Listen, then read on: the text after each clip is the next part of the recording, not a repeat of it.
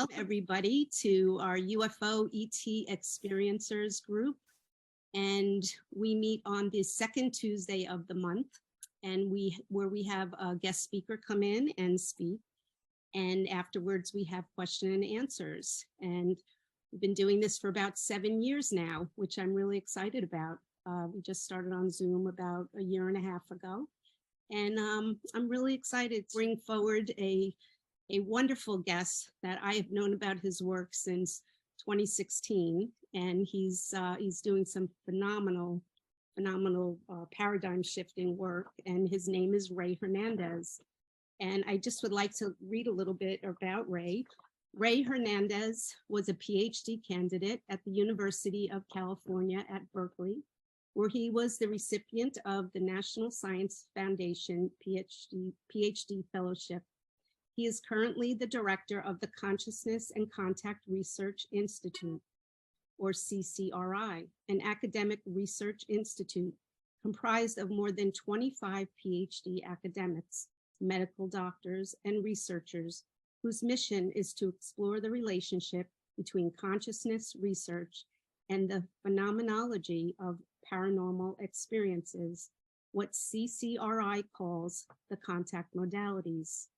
In 2018, Rey and a team of retired PhD academics published an 820-page book titled Beyond UFOs, The Science of Consciousness and Contact with Non-Human Intelligence, which was the world's first and only comprehensive worldwide academic statistical research study on UFO contact experiencers. Over 4,300 individuals participated from over 125 countries. Rey has also published in several peer-reviewed academic journals, including the Journal of International Academy of Consciousness and the Journal of the Society for Scientific Exploration. Rey has recently published 5 new books, which are a 4-volume book series, 800 pages for each volume, titled A Greater Reality, The New Paradigm of Non-Local Consciousness, the Paranormal and the Contact Modalities. His most recent book is titled The Mind of God, A Spiritual Virtual Reality Model of Consciousness and the Contact Modalities.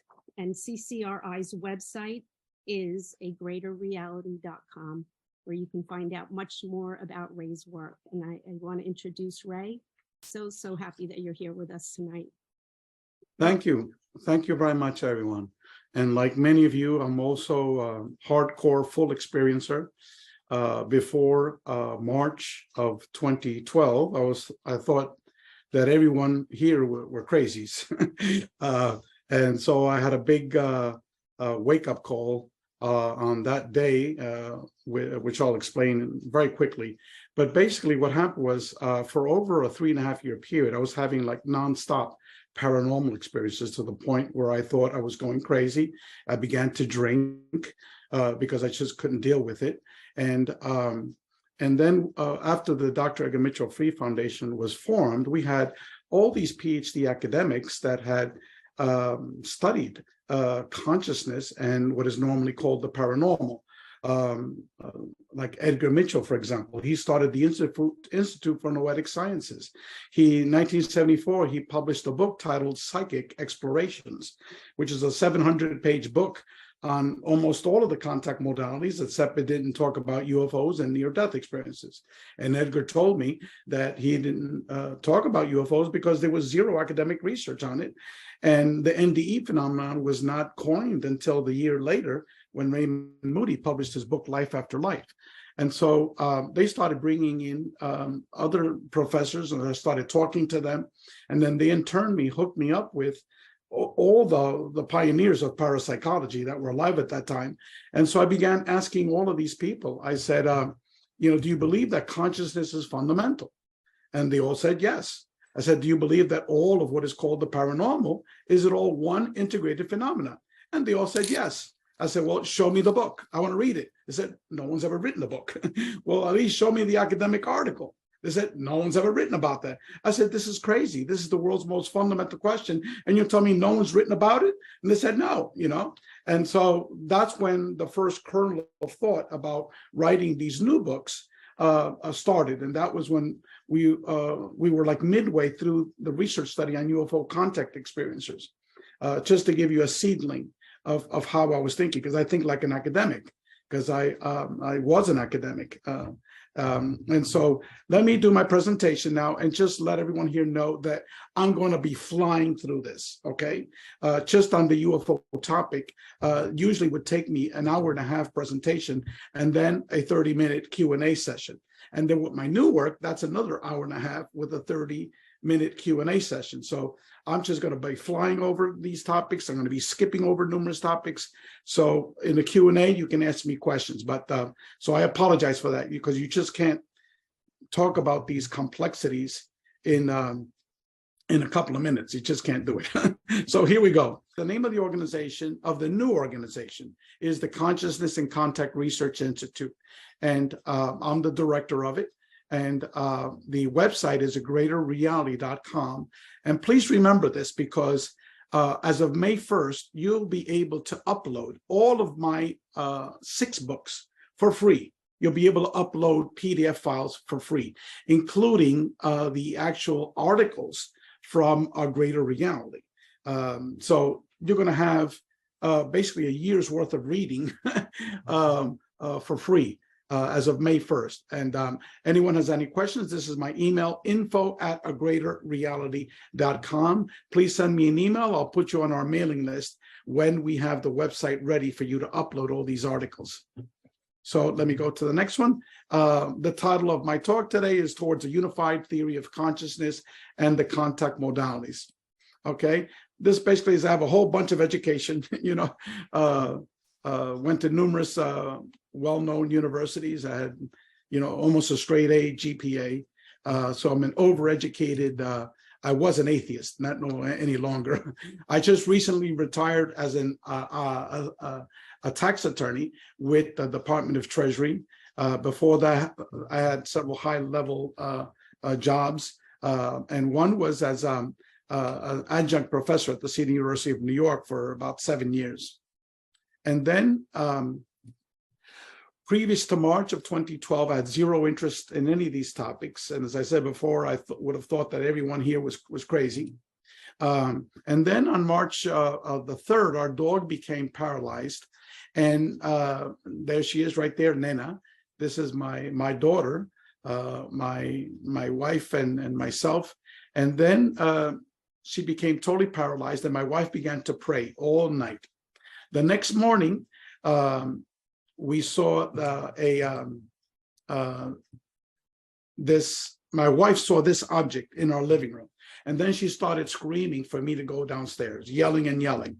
And when I totally ignored her, she went upstairs, she pulled me out of bed, and we went downstairs. And then what happens? My wife disappeared, the dog disappeared right in front of me. And then I'm watching this object right in front of me, like 5 feet away from me. And this object totally controlled my consciousness. I waved my hand at it and I said, this is BS. She got me up for this junk.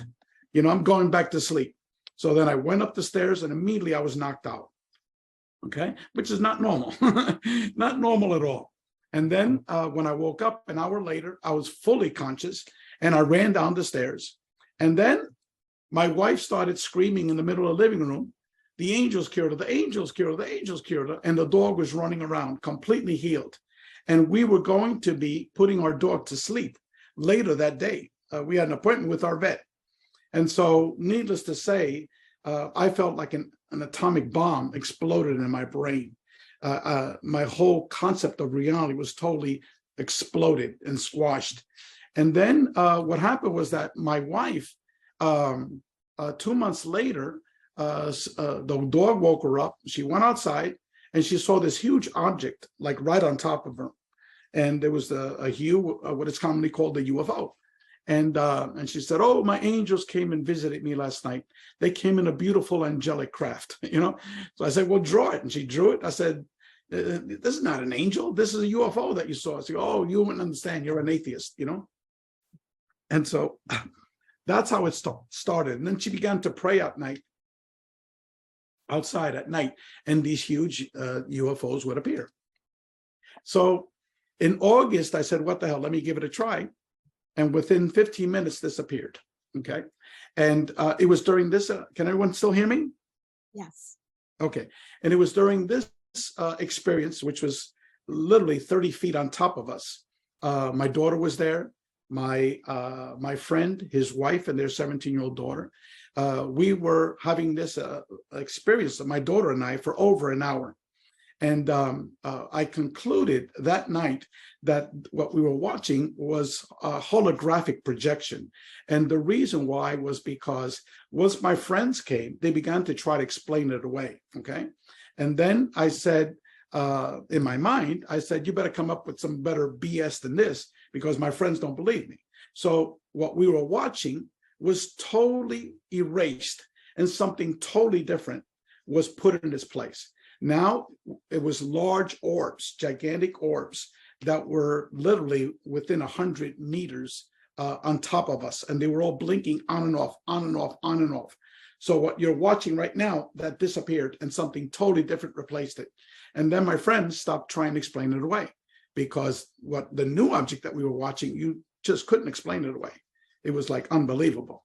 And so there was telepathic communication. There was, they put in my thought that I was being attacked by mosquitoes, hundreds of mosquitoes. And because my friends had already left. And then I grabbed my daughter's hand and I said, come on, let's go inside. These mosquitoes are killing me. And then when we get to the front door, I'm telling my wife, and my daughter goes to me, Daddy, there were no mosquitoes outside. And all of a sudden, it's like the hypnotist snapped his finger and I woke up. I was in a trance where part of my consciousness was able to interact with this reality, but another part of me was like in some other limbo. So I was in a hypnotic state. And so anyway, that was my first experience. And after this experience, I began to have nonstop paranormal experiences for 3 years. And I won't go into those details because I could be here all night just talking about my experiences. But just to give you an introduction. Okay, as I said before, I heard my daughter's voice talking to me about UFOs. Daddy, next time you guys see a UFO, please call me. Don't forget, Daddy, don't forget. I never said that to my daughter, okay? What this intelligence did was able to upload the whole history of my daughter's communication, re-scramble it, and then send it back down as a download, a telepathic download. I never had that before, so I had no idea what this thing was. In my mind was like, my daughter wants to see it. My daughter wants to see it, okay? So I then run to the window. I'm calling my daughter down. So I already explained to you the holographic projection thesis. And over the years, I've spoken with numerous other witnesses that have told me the same thing, including Dr. Joseph Burks. And he's a retired medical doctor, and he's had a ton of contact experiences with UFO intelligence since 1992. So he reached the same conclusion as well. He saw an airplane with little bitty wings, okay, had no propeller, didn't have a cockpit. There was nobody in the cockpit. It looked like a World War I plane, painted in bright red, and hovering almost like a helicopter. And he said to himself, this is impossible. This thing cannot fly. It's got these little bitty wings and it's going so slow, you know, no propeller. And so that's when he suspected that what he was watching was not a real object, that it was a projection. So those are just illustrations that materialist ufology just doesn't talk about. As I said before, I began to have numerous experiences over the next really 3.5 years, including 3 near-death experience type of experiences, which I won't go into those details. It just takes too long. Out-of-body experiences, paranormal, psychic experiences, physics downloads, seeing a whole boat of different types of intelligences, calling down UAPs, which I could now call CAPs, conscious aerial phenomenon. Okay, one major experience, I'll just give you a quickie. I was driving my car in the middle of a traffic jam at 8:30 in the morning, and then boom, I was taken to another reality. And in this other reality, I was given basically a teaching lesson of what I wrote in my books. I didn't just invent that. That came from an actual out-of-body experience that it was a teaching lesson. And I was inside a huge wheel, and I saw a video like you see in that picture there. Each video was a different contact modalities. For example, one was UFOs, another one was near-death experiences, another one was out-of-body experiences, another one was communicating with ghosts and spirits, another one was remote viewing, another one was ESP, another one was communication with the deceased, ghosts and spirits, et cetera, et cetera. And there it taught me that these are all one phenomenon instead of separate and distinct phenomena. And as I said, I could go into details, but it would just take too long. Basically, it's all one phenomenon. It's not separate. And I was told that what holds it all together, humans are calling it consciousness, but what it is, in fact, it's the very fabric of our reality. It's the glue that holds all the contact modalities. And within 50 hours of that experience of me going out of body, oh, by the way, when I was returned back, I was still listening to the same radio interview on National Public Radio. It didn't skip a second. It's like I was literally taken outside of space-time, okay? And then within 50 hours, I was introduced to Mary Rodwell, Rudy Shields, and Edgar Mitchell. And the Free Foundation was formed at the home of Dr. Edgar Mitchell, all within 50 hours. So, synchronicity is not even a term for it. These are orchestrated events by the universal mind of God. And if you talk to major experiencers, they'll tell you that their lives are orchestrated events, okay? Just like how they gave me spirituality. They did it through a series of NDE-related events.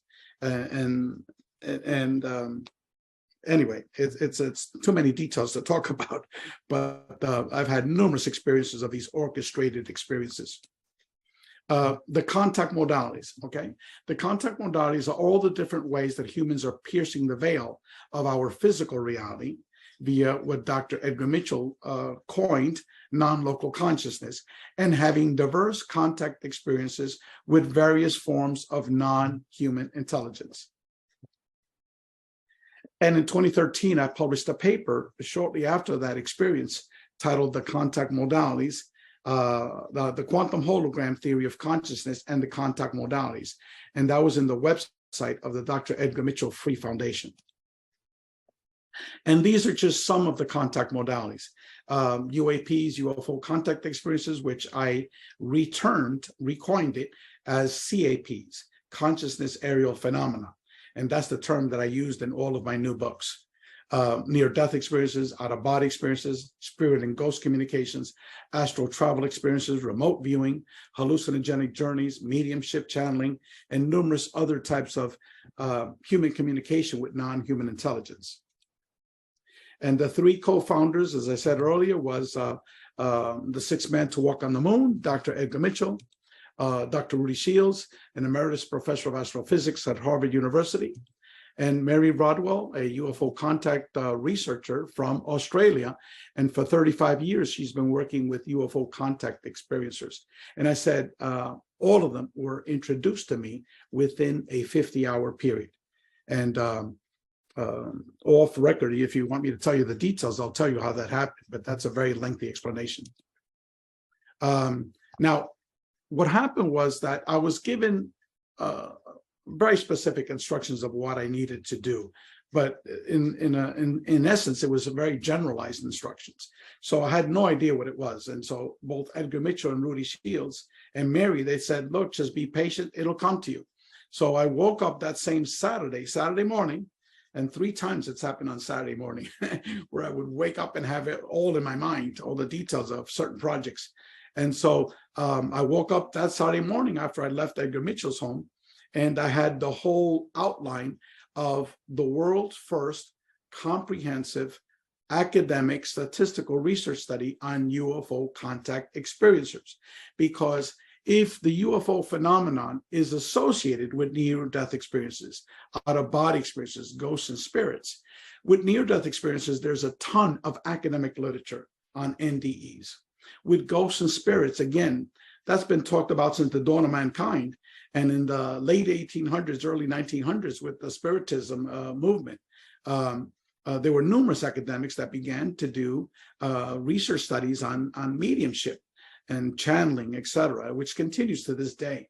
With out-of-body experiences, there have been various academic research studies on out-of-body experiences, not anywhere near near-death experiences, but there's a lot. And then with hallucinogens, my goodness, the 1950s was filled with over 100 peer-reviewed articles on LSD. And most recently with DMT and with psilocybin, you have more than 100 peer-reviewed academic articles just over the last 5 years on hallucinogenic journeys. But when it came to the UFO contact experiencer, there was zero, absolutely nothing that was done comprehensively, statistically. The closest thing was Kathleen Martin, which is part of our organization. She had done a statistical study of 50 abductees, okay? That's it, 50. And it was only abductees, not people who didn't have an abduction experience. And it was only done in the English language. And she only asked 50 questions. So in other words, you know, nothing. And so what we did is we spent 9 months developing 3 surveys. 2 of the surveys were quantitative, over 600 questions, and the qualitative survey instrument had 70 open-ended questions. And so this is the only statistical research on UFO contact experiencers. So, as I said before, I now use the term CAP, consciousness aerial phenomenon. Why? Because our data revealed that what people are having are primarily paranormal experiences. They might have seen a physical UFO, they might have seen a physical being, but 95% of their experiences were consciousness, psyche-based, quote unquote, paranormal type of experiences. And I'll go into that in a couple of seconds. Okay. Rudy Shields, Dr. John Climo, Dr. Edgar Mitchell, they began to bring in other academics. We wound up with 10 PhD academics in our research committee and 8 people that had worked in the UFO field, people like Dr. Leo Sprinkle. He was the first PhD academic to write an article about UFO contact experiencers, and that was in the early 60s. We had people like Barbara Lamb, Denise Stoner, who worked with Kathleen Martin for many years. We had Rosemary Ellen Guiley, who had published 65 books on various aspects of the paranormal. We had Brad Steiger, who had published over 150 books on these topics. So those are just examples of the late non-academic researchers. So these are all heavyweights. And we all got together, we say, okay, how do we begin to study UFO contact experiencers? So we developed what is called the Dr. Edgar Mitchell Free Experiencer Research Study. And our data, which took 5 years to develop the methodology, collect the data, and then write the findings, it's in this 820-page book. Later on, I'll show you what it looks like. It's a huge book. And so much of our data totally contradicts what is circulating in materialist ufology. And why does it contradict? Because no one's ever done the study before. We've never collected the data before, okay? All you had were these people going to UFO conferences talking about their hypnotic regressions, people like David Jacobs and Bud Hopkins. At most, they only worked with 200 people. They selected their people. They screened out everybody that had a positive experience or a neutral experience. And so they presented only fear-based perspectives. And again, it was based upon hypnotic regressions, which is there's numerous problems based upon hypnotic regressions. So that's why our research study totally contradicts what was circulating at that time. So in order to take our survey, you needed to have 2 things. One is you needed to have seen a physical UFO. Number 2, you have had to have some type of contact with a non-human intelligence. And then there are 3 authors of our book. As you can see, Dr. Rudy Shields, a retired professor of astrophysics at Harvard. John Climo, he was a professor for 45 years of psychology, and he had written numerous books on the topics of the paranormal and consciousness. And as I said earlier, our data contradicts much of what is circulating in materialist ufology. Why? Because the basic statistical data was never collected. I already briefly went over our research study, the methodology for it. We did that survey in multiple languages. So what I'm presenting now is just some of the data of the English language data survey. We wound up with 4,350 responses from individuals from over 125 countries. And for phase 3, which is the written responses to the qualitative survey instrument, 70 open-ended questions, we received over 10,000 pages of writings about people writing about their experiences. So 8 major findings. One was that these experiences were overwhelmingly positive. Number 2, they resulted in a positive transformation of the contact experiencer. Number 3, these experiences were primarily paranormal and not physical experiences. They did have physical experiences. They saw UFO, they saw one or more physical beings, but the overwhelming percentage of their experiences were in the paranormal category. Number 4, these experiences involved a manipulation of space-time. In other words, these experiences might be interdimensional. Some people refer to it as multidimensional. Let's go over some of the particulars here. Another one, 5th major finding, is that 1/3 of these individuals had what is commonly called an abduction experience, which is defined as a forced relocation to another location. 2/3 did not. So, for example, Kathleen Martin's study totally omitted 2/3 of the people. I'm one of them. I never had an abduction experience. My wife, she never had an abduction experience, and yet she saw a whole bunch of, physical beings. She saw a whole bunch of UFOs. 92% of these individuals that have had an abduction experience, okay, 92% of the 1/3 that had an abduction, they now call themselves contactees and not abductees, okay? So I'll talk a little bit about that in a second. Initially, 37% viewed their experiences as negative. This is the very beginning. All of a sudden you see a reptilian right in front of me. You're going to be defecating in your pants, okay? But then when the reptilian comes back, and all of a sudden he's teaching you spiritual lessons, okay? And then you realize that this was not an evil, being, that it was something much more different, something much more complicated. So in the long term, when people were actually taking our surveys, only 4% viewed their experiences as negative. Now, the data for the abduction experiences suggest that abduction is actually an out-of-body phenomenon, where your consciousness is what is taken, okay? What is being taken is your consciousness and not necessarily your physical body. However, the confusion takes place is that many people have out-of-body experiences or astral travel experiences, or even a near-death experience. The way they categorize is like they appear to be inside their physical body, okay?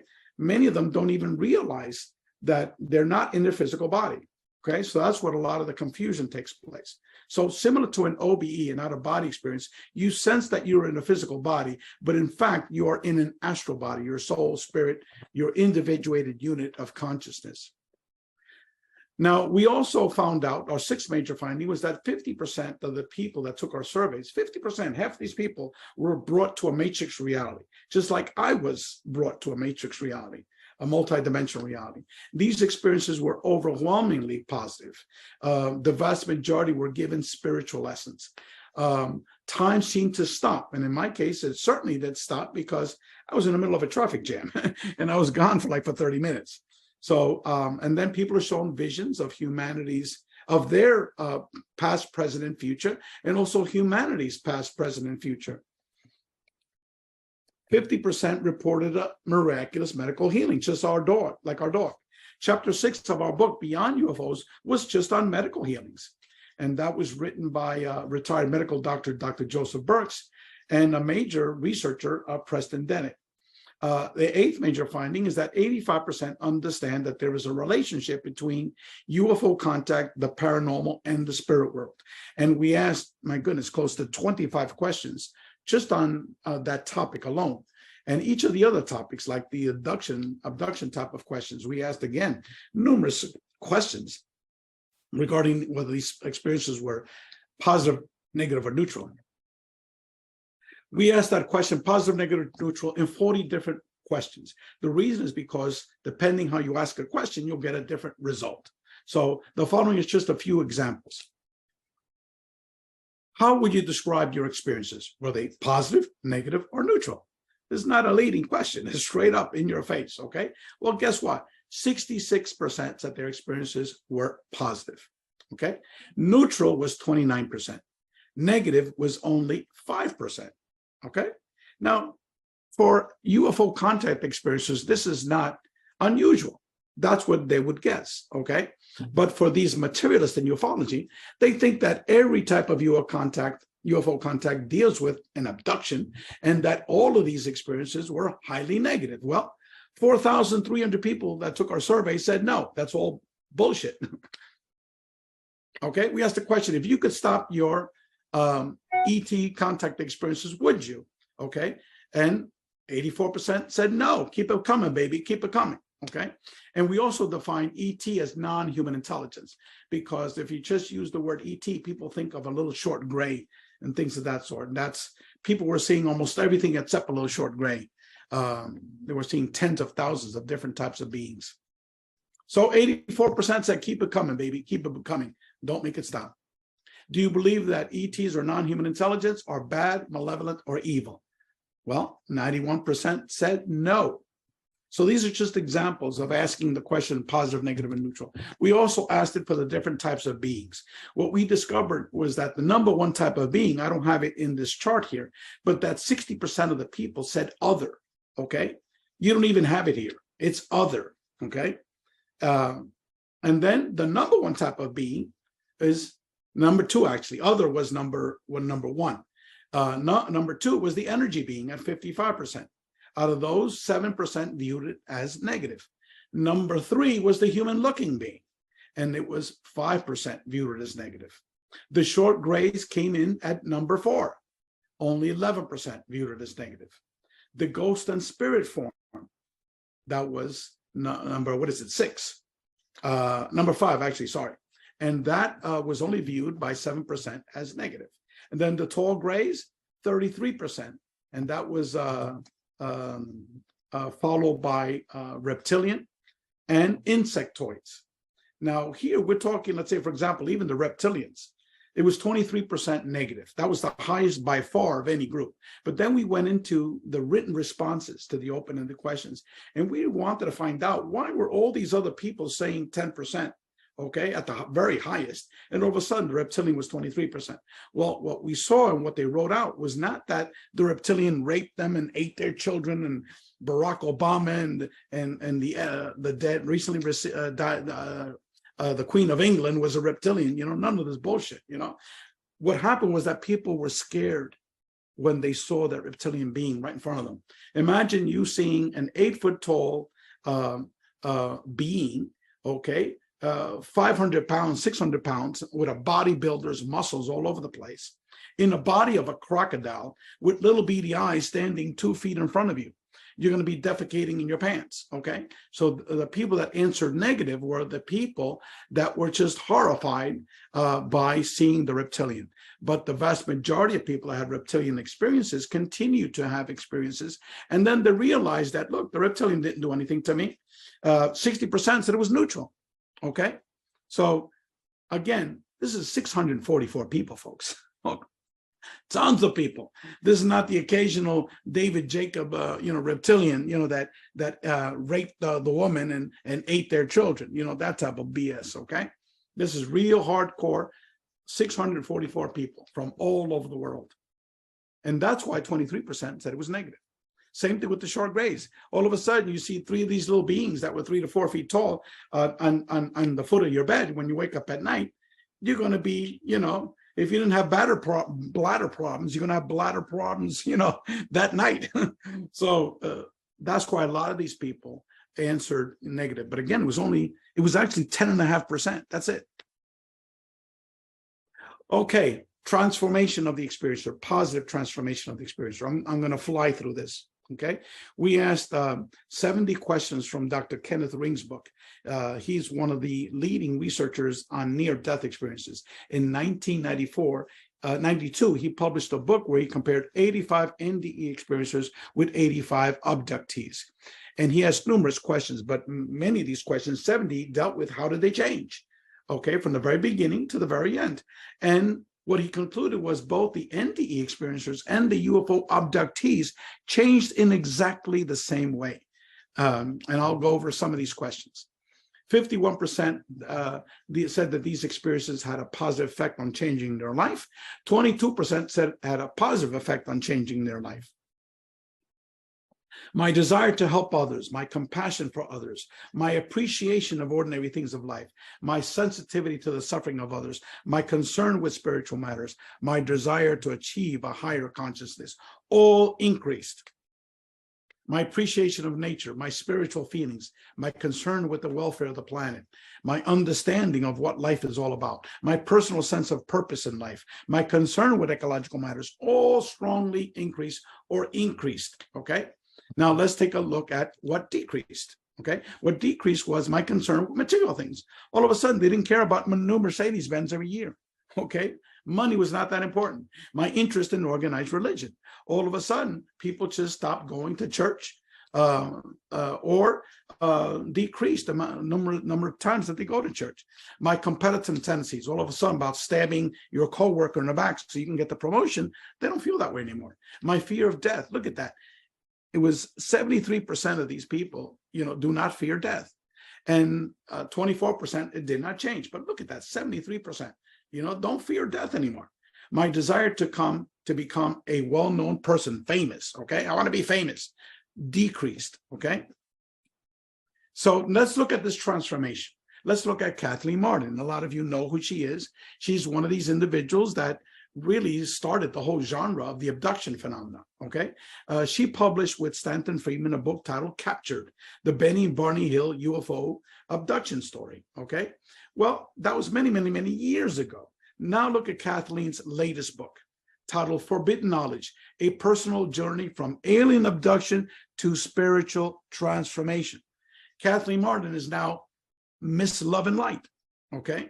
And Kathleen's a dear friend. She's super spiritual, okay? That took place because of her personal contact experiences. Now let's take another person, Whitley Strieber. Whitley Strieber started the whole abduction phenomenon with his book Communion, okay? Horrible, horrible experiences. Now, let's take a look at Whitley Strieber's recent writings, okay? The Afterlife Revolution, okay? Talking about him praying at night to these beings. He sees them as angels because they've allowed him to communicate with his wife, as he now communicates with his wife. He understands now that all of these experiences are about spirituality, giving him spirituality, okay? So Whitley understands this, Kathleen understands this, and the overwhelming majority of major contact experiencers certainly understand this, that this is what the UFO contact phenomenon is all about. It's about a transformation of the individuals to understand that they are eternal spiritual beings. So they become deeply spiritual, okay? So again, this is facts I'm talking about. This is not woo-woo BS, metaphysical BS, stuff. This is the facts that the experiencers are telling us how they transformed. And I'm gonna. There was a quote from Whitley that takes too long. The other phenomenon is that these experiences are primarily paranormal and not necessarily physical experiences. Okay. For example, 80% of the people that took our survey said that they've had an out-of-body experience. 37% have had a near-death experience. 50% have had a medical healing. 78% have had telepathic communication. 50% were brought to a matrix reality. 66% have had a past life memory, okay? I checked all of these boxes, okay? If I were to go to psychiatrists, they would have given me these psychotropic medications because they would say I'm a raging lunatic. But I've had all of these experiences. And I don't consider myself crazy. My wife has had them. My daughter has had them, the vast majority of them, not all of them, okay? So I knew that I wasn't crazy because everyone in my family is not crazy at the same time. And if you talk to major experiencers, you realize that, their sibling or their children or their spouses or their parents have had very similar experiences. So all of them can't be crazy at the same time. 76% have seen a ghost or a spirit. 46% were shown a glimpse of heaven, what is commonly called the spirit world. 67% have seen a small colored orb. 25% have had apparitions of aports, physical objects that mysteriously appear right in front of you. My friend, my best friend here in Miami, this is one of the world's major contact experiencer. And I mentioned him in my book, The Mind of God.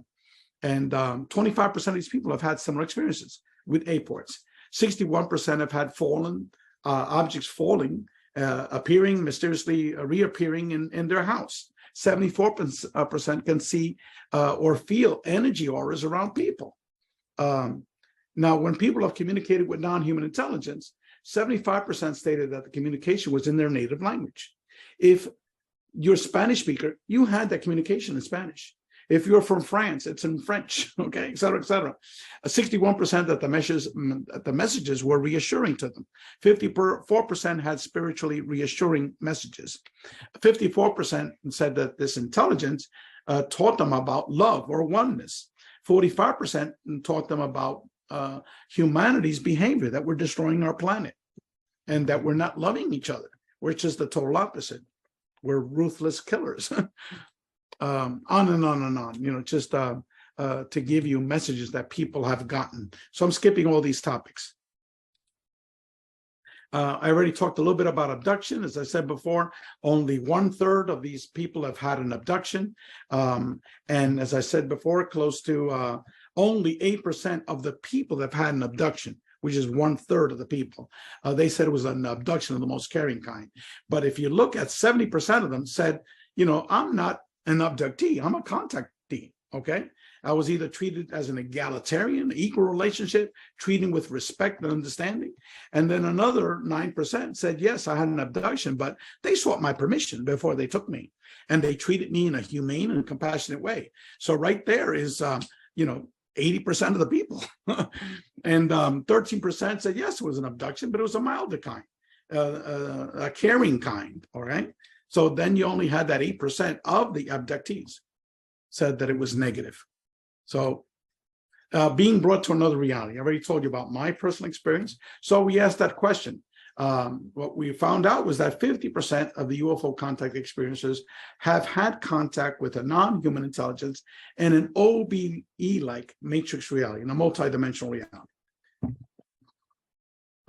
We asked questions about the people that have had that. And I'm not going to go into all those details, but basically these were consciousness experiences where their consciousness was separated from their body, just like an out-of-body experience or an astral travel experience or even a near-death experience.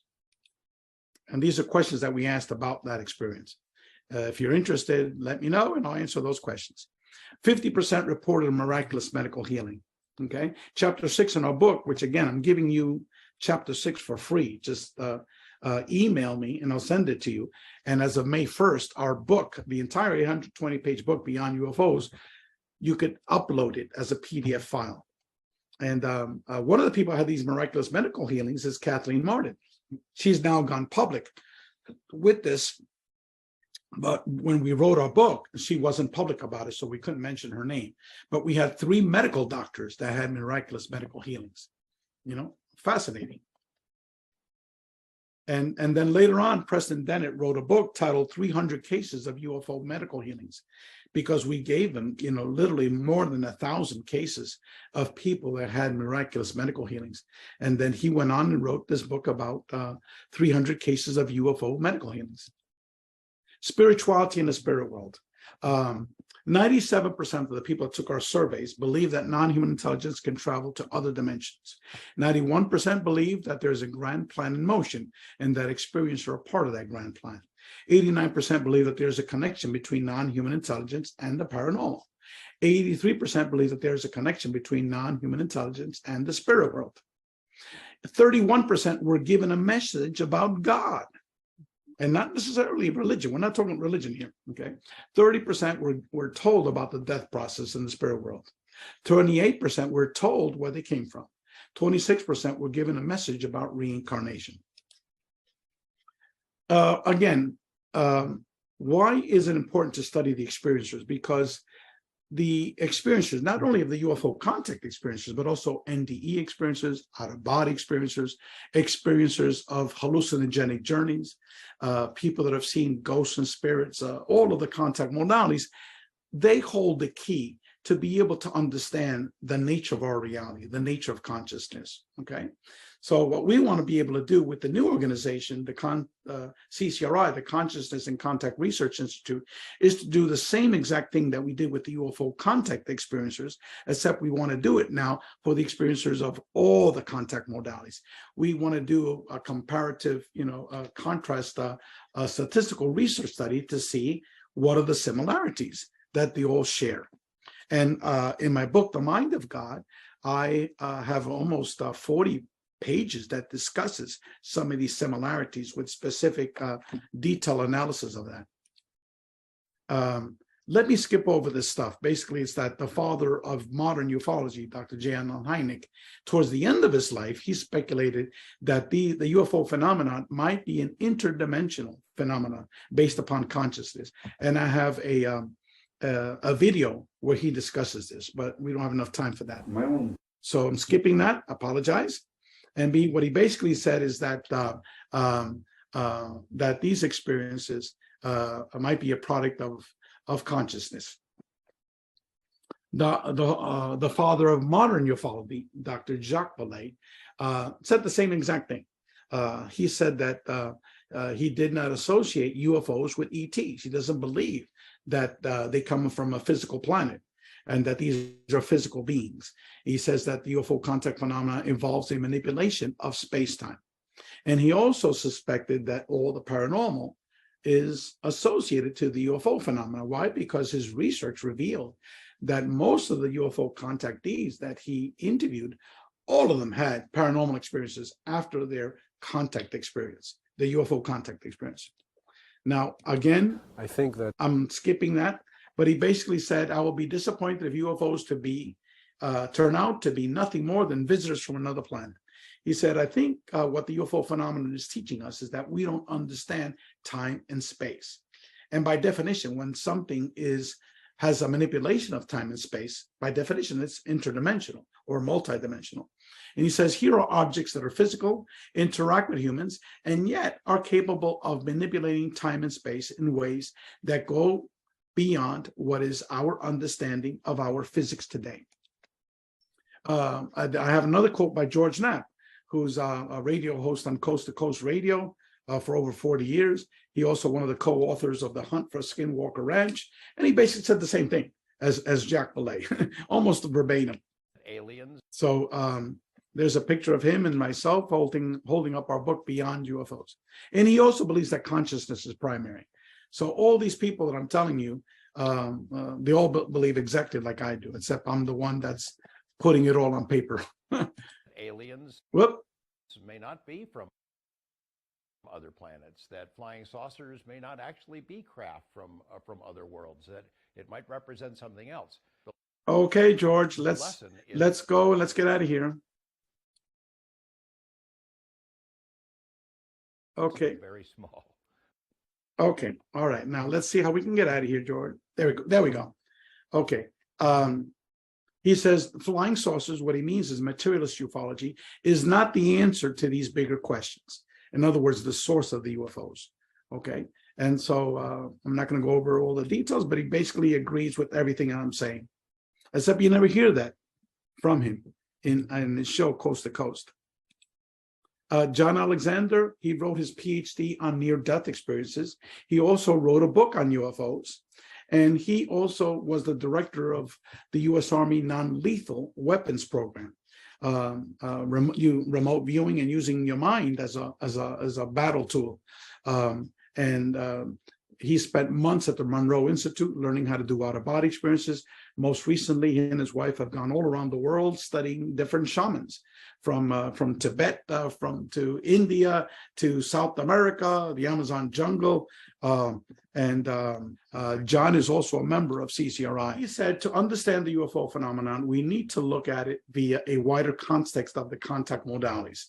UFOs, NDEs, OBEs, remote viewing, shamanism, poltergeist spirits, etc., and not as each of these as separate phenomena. He says they're not separate. He says somehow all of these phenomena are connected. Okay. Now, Dean Radin, let me skip him, but basically he's the chief scientist at the Institute of Noetic Sciences, which is the the leading psych research organization in the world. And let me just click like a few seconds of what Dean said. I knew that Edgar was very interested in pursuing the UFO ET contact idea, because he had become convinced through his own experience and through his contacts with other people that there was something there, there's something worth studying. So part of his genius and his passion was to use the best tools that we have, the tools of science, to understand the full range of experiences. Okay, I skipped on it, much of it, but he basically says that the free organization, now known as CCRI, has taken up the mantle that the Institute of Noetic Sciences has not taken up. And he says that in some sense, we, which is IONS and CCRI, are like sister organizations. He said, however, the work that you're doing, Ray, is a little bit ahead of us in finding out what is happening in the population at large. So here he is, this man that has published 4 academic books on the science of the psi phenomenon, saying that the work that I'm doing and the organization, first with the Free Foundation and CCRI, that we're like, you know, doing a work which is ahead of them, ahead of what they're doing. So he also acknowledges that consciousness is fundamental and that all of the contact modalities need to be studied as one integrated phenomenon. Now, some of the commonalities, and I talk about them in my book, The Mind of God, okay? This is what is being shared with people that have had out-of-body experiences, near-death experiences, UFO contact experiences, people have had astral travel experiences, psychedelic journeys, remote viewing, the psi phenomenon, spirit communications. Well, number one, all communication is telepathic. Secondly, all communication is in your native language. All of them share the phenomenon of out-of-body experiences. All of them share a personality transformation for the positive, okay? In all of these experiences, people are seeing energy beings, human-looking beings, ghost beings. All of these experiences involve medical healings. In all of these experiences, they mention reincarnation. In the UFO contact experiencers, you had 25% of these individuals that were given messages of reincarnation, okay? Which is very similar to the percentages of people that have had near-death experiences and also out-of-body experiences. People were given visions of the future and visions of the past, okay? People were brought to other multidimensional matrix realities.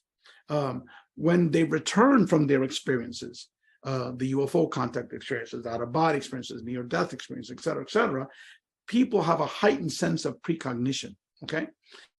All of a sudden, people begin to see dead people, ghosts and spirits, okay? So they begin to have this increase in paranormal experiences, including seeing ghosts and spirits, spirituality, messages of spirituality.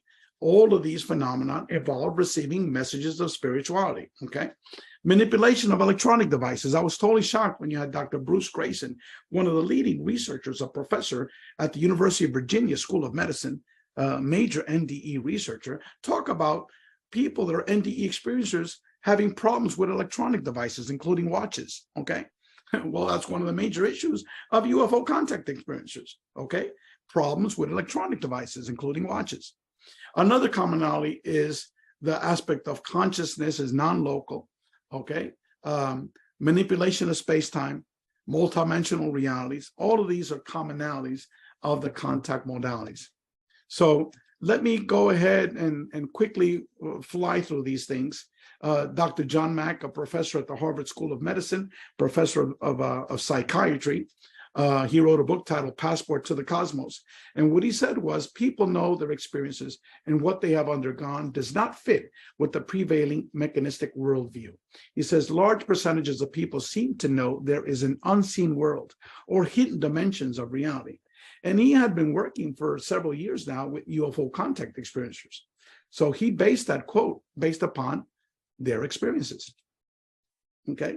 As I said before, now we're going to go into our organization, the CCRI, comprised of 20 PhD academics, PhD academics, 5 medical doctors, and 10 lay researchers. We published a 4-volume book titled A Greater Reality, and the introductory article for these 4-volume books is titled The Mind of God. And I'm giving that book away for free now, but by May 1st, our web developer is going to be making all of my books available for free. And we want to be able to do what we did for the Beyond UFOs book on UFO contact experiencers, except we now want to do it to all of the experiencers of the contact modalities. We want to compare and contrast these experiencers. And CCRI has 2 hypotheses.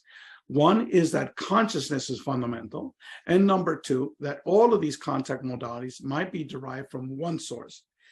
In essence, they might be one integrated phenomenon under consciousness. So those are the 2 theses of the academics within CCRI. Materialism. Materialism is the idea that matter is the only reality, and the belief system that the mind is nothing but the physical activity of the brain. All of the members of our organization are not adherents to materialism. It's the total opposite. However, the overwhelming majority of ufology are materialists, okay? The majority of CCRI's academics hypothesize that the materialist nuts and bolts approach of a physical flying saucer, a physical picture or a video, or a UFO crash has contributed almost nothing over the last 75 years since Roswell. And so I posed the question, what have we truly learned about UFOs over the last 75 years? Okay, my answer is almost nothing. But yet, our book, Beyond UFOs, which took 5 years to develop from the beginning to the very end, we have data from thousands of people that totally contradict the materialist approach to ufology. In terms of research on quantum physics, the psi phenomenon, near-death experiences, out-of-body experiences, mediumship, hallucinogenic research, and now a free UFO experiential research study supports the contrasting hypothesis, and that is that the mind can exist separate from the brain, and that consciousness is the key to understanding the contact modalities. Okay. So let me quickly skip over some of these. One, and I started on my book, The Mind of God, talking about that most of the major Nobel Prize winners in theoretical physics, the inventors of quantum mechanics, all understood that consciousness is fundamental and not our physical reality. So let me skip over some of these things. Tom Campbell wrote an article for our book. He's a physicist. So let me skip all of this. Jacques Vallée wrote a foreword to this book on the simulation hypothesis, that we're living in a virtual reality hypothesis. So let me go over quickly some of these things. Raymond Moody, the father of near-death experiences, he believes exactly like I believe. Okay, everything that I'm telling you, Raymond Moody is an adherent to that. And so this was an interview I did with him, but it takes too long, and I'm going to be skipping over it. And so Gary Schwartz, a professor of psychology at Harvard and Yale, and Raymond Moody, they believe the same thing. Consciousness is first. If it's primary, if it all starts with a one consciousness and everything else is then part of that one and evolves from that one, and we all have this, we're all part of the unified whole. We're all both one, we're all the one, and we're also a unique part of the one. I think the primary reality is consciousness, and that physicality is projected by the consciousness to give continuity to the narrative aspect of life. That's what I think. Okay, I got to be patient. Can people see that screen? Yes. A Greater Reality? Okay. Please go to that website. It's not complete. Okay. As of May 1st, you're going to be seeing all of our books there available for free as PDF files. All of this is going to be changed. This is our co-editors of our books, Greater Reality. This is Dr. Rudy Shields, the professor from Harvard University, the astrophysicist. This is Dr. Jeffrey Long, a medical doctor, one of the leading NDE researchers in the world. He's had a statistical research database for over 25 years that he's collected on NDE experiencers. John Climo taught psychology for over 45 years, and he's written numerous books on consciousness and the paranormal. Michael Grosso, a major experiencer himself, UFO contact experiencer, and he has a PhD in philosophy from Columbia University, one of the top Ivy League schools. And he's written countless of books on the paranormal and consciousness. And this is my mugshot here. And then this is what the book looks like: A Greater Reality, the New Paradigm of Non-Local Consciousness, the Paranormal, and the Contact Modalities. We have 4 volumes. Volumes 1 and Volume 2 are theoretical chapters, and I'm going to show you them in about a minute. And volumes 3 and 4 are chapters written by major contact experiencers of the contact modalities. So it's a chapter of the experiencers telling their stories. And these are our co-editors, and this is the organizational website and email. Now, these are photos of the people that have written chapters for our book. This, for example, is Dr. Brooks Grayson. He just recently retired as a professor at the University of Virginia. So it has the title of his article, okay? And this is Edgar Mitchell, has the title of his article, a very short bio. Professor Glenn Ryan has a PhD in biochemistry from the University of London. Eben Alexander was a professor at the Harvard School of Medicine. He taught brain surgery, but yet he had a major near-death experience, which totally changed him. Jim Tucker, another professor at the University of Virginia School of Medicine, and he took over the work of Ian Stevenson, his work on reincarnation. Massimo Teodorani, a professor of astrophysics at the University of Bologna, and he wrote an article about UFOs as a consciousness-based phenomenon.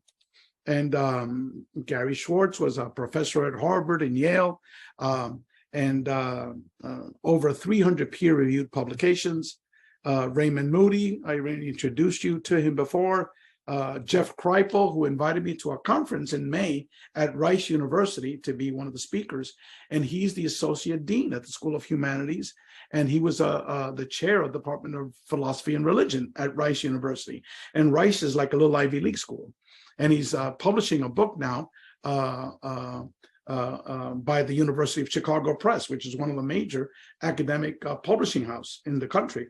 So as you could get an idea, these are really major experiencers, okay? Major academics and medical doctors. This man here is Roland Griffiths. He's a professor at the Johns Hopkins School of Medicine. So Johns Hopkins is one of the top medical schools in the country, okay? So this is not just any Joe Schmo that's that has published here, okay? So let me see if I could, okay, here we are. And here we're going to have the author, and here's going to be the link for the chapter. So if you want to read, specific article, okay, just click here and you'll be able to upload that specific article. And here you have all of volume 2 and all of volume 3. So for example, we have The Mind of God, which is 200 pages. It's right here, okay? And we're going to title it properly so people can see the full title of it. Dr. Melinda Greer is a medical doctor, and she's one of the world's major contact experiencers. She's seen 12 UFOs. She's had 2 NDEs. She's had 3 Sasquatch experiences. She's had numerous out-of-body experiences, a lifetime of paranormal experiences since she was a young child. But yet she works in a major medical hospital as a pediatrician, saving the lives of thousands of children, over her many years of doing that work. But yet, when you talk to her, extremely bright individual, highly articulate, you would have no idea that she's had these experiences. But she's just an example of people, like myself and numerous other people that are having these major contact experiences. And the next section is titled The Primacy of Consciousness. And look at all these authors. It's like a heavyweight crew writing about the topic that consciousness is primary. Then the topic of non-local consciousness, telepathy, and the quantum hologram. Again, a heavyweight crew here. The survival of consciousness and near-death experiences. Again, Bruce Grayson is probably the leading authority on near-death experience research. So his article is here. Jeffrey Long, again, one of the major experiencers. Raymond Moody, the man who founded the term near-death experiences. Out-of-body experiences, Stephen Schwartz invented remote viewing even before the Stanford Research Institute. So, these are important authors, important writers. And these are the topics of ghosts and spirits, entheogenic journeys, the UFO phenomenon. We have 11 articles discussing UFOs as a consciousness-based phenomenon. And I refer to it in my my books as CAP, Consciousness Aerial Phenomena. And then, we have got 5 conclusionary articles. So that's the 2 volumes, the theoretical volumes of our book, A Greater Reality. Now, let me go now to the book, The Mind of God. Can people see that now, The Mind of God? Yes. Okay. Again, I'm making this book available for free as of May 1st. But if people send me an email, the email is info@agreaterreality.com. info@agreaterreality.com.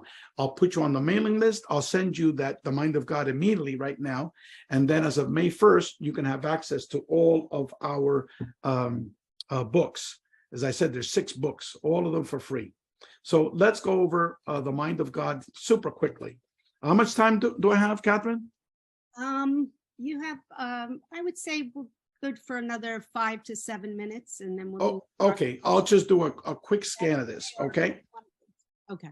Okay, a quick scan of this. The table of contents. I first go over what is in our 2 theoretical books of A Greater Reality. So I don't need to repeat over that, okay? I then discuss my personal journey in detail. It's like 15 pages of a lot of experiences. So I don't have to talk about that. Secondly, I talk about why are all these paranormal experiences happening now? For example, the NDE phenomenon was known to humanity on a worldwide basis in 1975. Raymond Moody's book was an international New York Times bestseller. Out-of-body experiences became known around the world in multiple languages in 1972 with Robert Monroe's book, Higher Journeys, okay? I argue that the UFO contact phenomenon began to circulate around the world in multiple languages in 1970. That was when Star Trek became syndicated. So you now had folks in Russia listening to Star Trek, folks in China, in Latin America, in India, etc. In all the major languages were listening to Star Trek. In Star Trek, they learned about aliens, ETs, beings from other planets, being from other dimensions and other realities. They learned about telepathic communication, et cetera, et cetera, et cetera. So the question I have now is why, and the 4th major contact modality is ghosts and spirits, but that's been talked about since the dawn of mankind. So then, if you have an inquisitive mind, you say to yourself, why did 3 out of the 4 major contact modalities began to spread on a worldwide basis within 5 years of each other, between 1970 and 1975? Was that a coincidence? Well, if you're a major contact experiencer, you understand that there are no coincidences in life, okay? These are all pre-planned events, okay? We have free will as individuals, but overall, your life, your experience is pre-programmed. Together with humanity's experiences are pre-programmed. There is free will within it. But the reason why it's happening right now at this time, within 5 years of each other, is because humanity has reached the point of self-destruction, okay, where we might not survive as a species. And so that in that section, I discuss all of that in detail. It's roughly 24 pages. And then I go into the topic of, what is consciousness, the mind-body problem, what neuroscience has to say about consciousness, and what quantum physics have to say about consciousness. Okay. And then I go into the whole history of idealism. Idealism is that we're all one. Okay. That nothing is separate from each other. Okay. That there is a mind of God, the universal mind. Okay. And it's much more complicated than that, but I'm just giving you a super brief explanation of it. So I go talking about the shamanic traditions. I talk about the Vedanta, the Upanishad traditions, the Buddhist tradition, Egyptian tradition, Greek and Roman, and then the shift to Cartesian dualism, and then something a little bit more, difficult to understand, this whole concept of monism and dual aspect monism. But I'll skip over that. And then I go into 11 commonalities of the contact modalities. And I give examples, numerous examples through our book, The Mind of God. And I talk about the manipulation of space-time, the travel of human and non-human in consciousness via astral realms, the contact with perceived non-human intelligence, telepathic communication in one's native language, in human-initiated contact and holographic projections, the changes after you've had these paranormal experiences, and I alluded that before, the medical healings, the visions of the past and the future, the total personality and worldview transformation, the spiritual awakening, and the topic of non-religious God, and the importance of love. And let me just show you some of these pages. Let me quickly go to 187.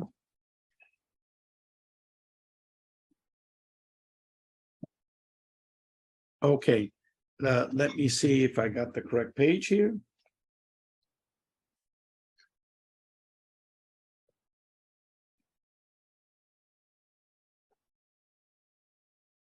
Okay, this is a model of reincarnation. It's a very, very simplistic model. That's how I finished my presentation of my book. Okay, it's a spiritual reality model of how human consciousness develops from the mind of God. First, we give birth and we are born as a woman. Okay, then we die, as a man, and then we die and we go back up the different astral realms and we go back to the mind of God. Okay, then our individuated unit of consciousness, then we're born again, but this time we might be born as a woman. And then we die and we go back up the different astral realms to the individuated unit of consciousness. And then let me talk about this whole concept of traveling of the various astral realms. So let me see if I can quickly bring it up. Remember I talked about airports, okay? This man is a retired DEA federal agent. His wife is a PhD psychologist. They have a whole shelf. You see the shelf here? Something similar to that in their bedroom, and it's all filled with airports. And the wife has told me tons of stories that the husband has had. Like, for example, this being appeared to him when he was watching TV, okay, and taught him about reincarnation, that he was his adopted son, told him his name, this warlord's name, and my friend Alberto's name in a past life, and told him all the details. It was like, unbelievable. He saw a being like this that said, he said, Ray, I saw this being that thought it was Archangel Michael. I said, how do you know it was Archangel Michael? Well, he looked like like one of these Greek beings, muscular, tall, that looks just like this. And he said, Alberto, you've been thinking about death lately, okay?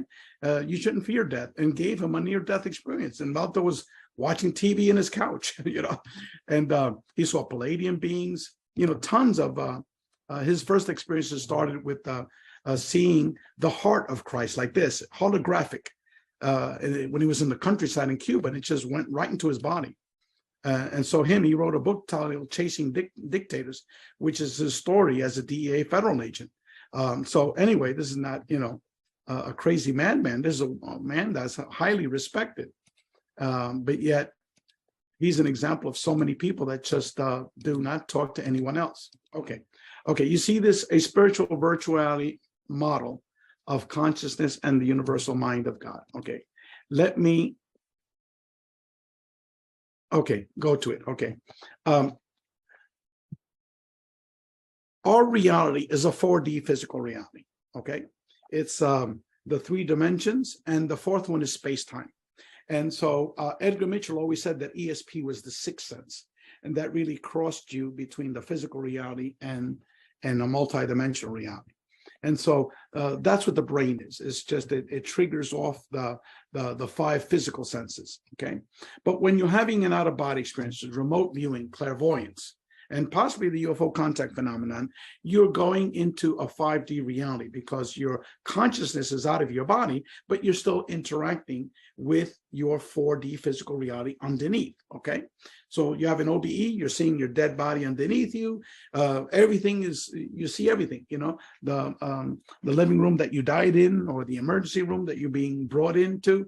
But when you're having an astral travel experience, then your consciousness is flowing up. You see these arrow here to the side, up the astral plane. And this is where the astral travel experiences occur, which is very similar to a near-death experiences. And this realm is filled with a community of conscious sentient beings. And this is what Dr. Eben Alexander wrote about in his last book.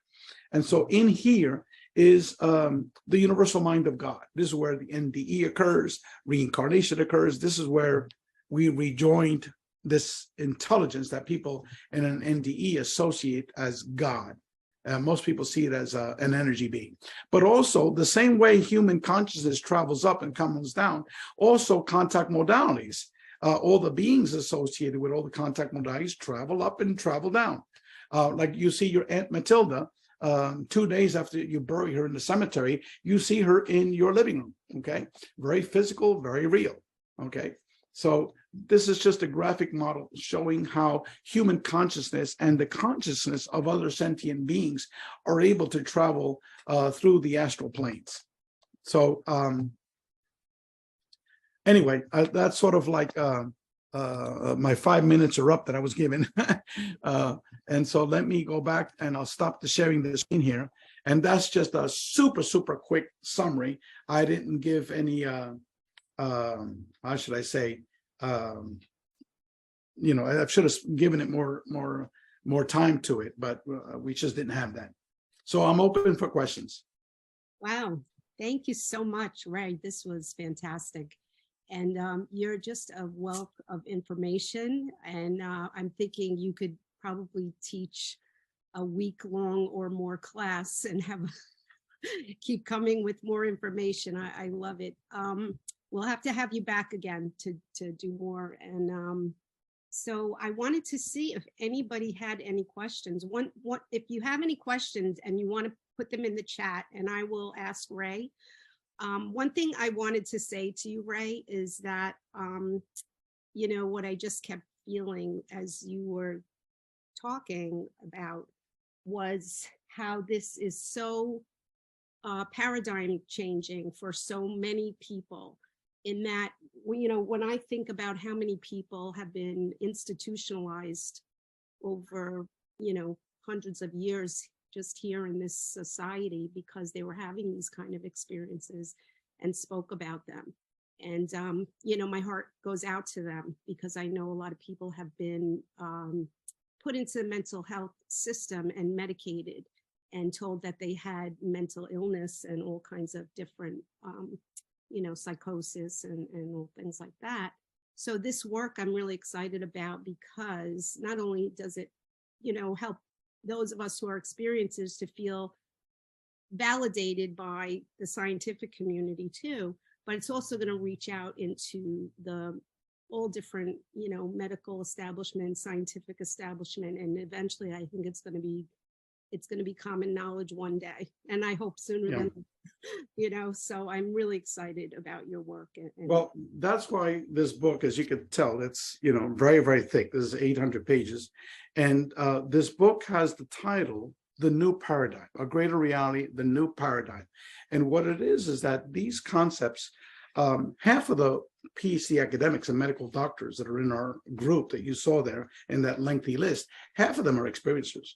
Okay, they're just starting to come out of the closet, okay, to talk about their experiences. Like, for example, the dean at Rice University, the chair of philosophy and religion that invited me to give a talk at their conference in May, He's an experiencer. Okay, he just recently came out of it. How did his experiences start? He started hearing a voice talking to him, and he thought he was going crazy. And then he started communicating back and forth with the voice. So now it's like very common. Okay, there's another man in there, a professor of statistics, information sciences, Raul Valverde.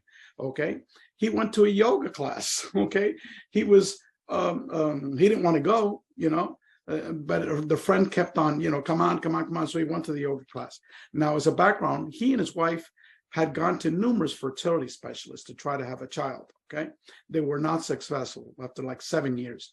So he goes into his yoga class, and they were doing holotropic breathing, which is from the Upanishads. They talk about this, to try to induce an altered state of consciousness. But Stanislav Grof, after he was not allowed to do LSD research, he was looking for some type of mechanism to induce altered states of consciousness. And so he started doing experiments with deep breathing, holotropic breathing. And so a lot of the yogi teachers around the world are teaching this, as a form to induce out-of-body experiences, meditation, et cetera, et cetera.